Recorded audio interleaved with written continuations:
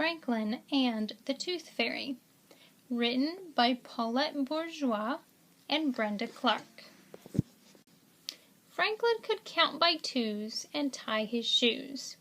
He had lots of good friends and one best friend named Bear. Franklin and Bear were the same age. They lived in the same neighborhood. They liked the same games. But one morning, Franklin discovered a way that he and Bear were different. Waiting for the school bus, Bear put his paw in his mouth and wiggled a tooth back and forth. It jiggled and wiggled, and then, with a tug, it came out. "Look at this," said Bear.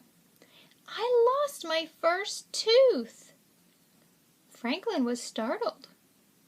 There was even a little blood on the tooth. "That's terrible. How are you going to tell your mother?" Bear just laughed. "My teeth are supposed to fall out," said Bear. "It makes room for my grown-up teeth." Franklin ran his tongue around his gums.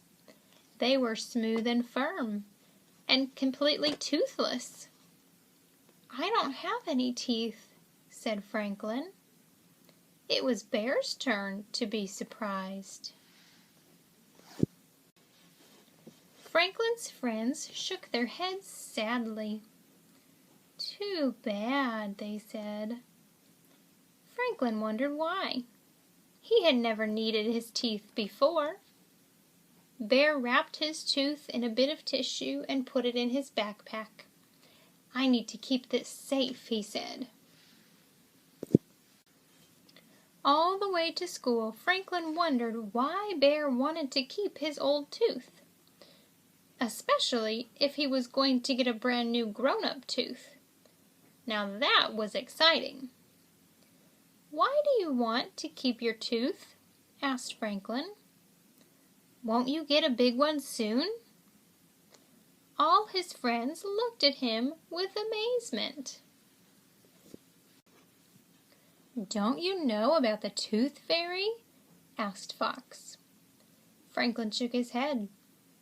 "At night, before you go to sleep, you put your baby tooth under your pillow. Then the Tooth Fairy comes and takes the tooth away," explained Fox. "But that's stealing," said Franklin. "Besides, what does the Tooth Fairy do with all those teeth?" There was a long pause. Bear scratched his head, Fox swished his tail, and Rabbit twitched. "I don't know," said Bear, "but she always leaves something behind." "One of her own teeth?" asked Franklin. Everybody laughed. "Oh, Franklin," said Fox, "the Tooth Fairy leaves a present." Franklin wondered what kind of present a Tooth Fairy would leave. "I hope I get some money," said Bear. "When I lost my first tooth, I got a new book," said Raccoon. "I got crayons," said Fox.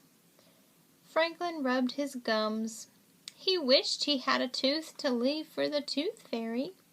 He wanted a present too. Bear showed his tooth to Mr. Owl as soon as he got to school. Mr. Owl was very excited. "Losing your baby teeth means you are growing up," he said. Franklin did not say anything. He had no teeth, but he wanted to feel grown up too. Franklin was quiet for the rest of the day. Even at home, Franklin was quieter than usual. "What's wrong?" asked Franklin's mother. "I don't have any teeth," he answered. "Neither do we," said his father. "That's the way turtles are."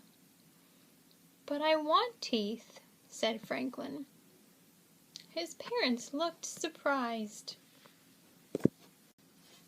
My friends get presents from the Tooth Fairy when they lose their teeth, said Franklin. Why do they get presents for old teeth? Asked Franklin's father. Because it means they're growing up, said Franklin.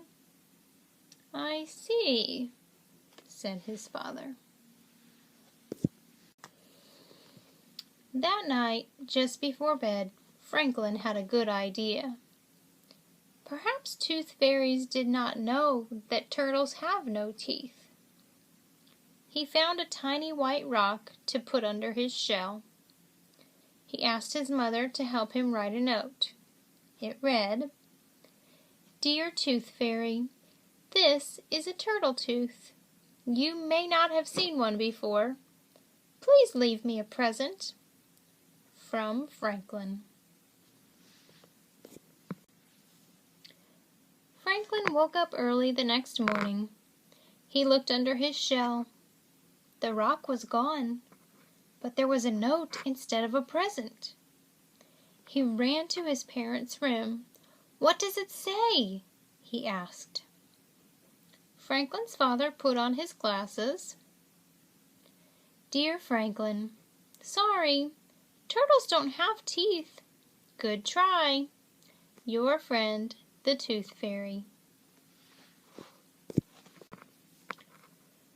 Franklin was very unhappy until he noticed a big wrapped package near his breakfast bowl.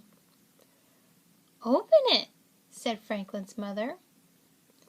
Inside was a beautiful book. Who's it from? Asked Franklin. From us, said his parents, to celebrate your growing up. Franklin stood very tall. Thank you. From then on, Franklin didn't worry about feeling different from Bear.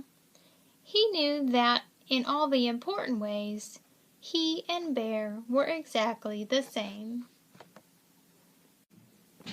Now that you've finished reading Franklin and the Tooth Fairy, take out your paper, write your name, the title of the story, Franklin and the Tooth Fairy.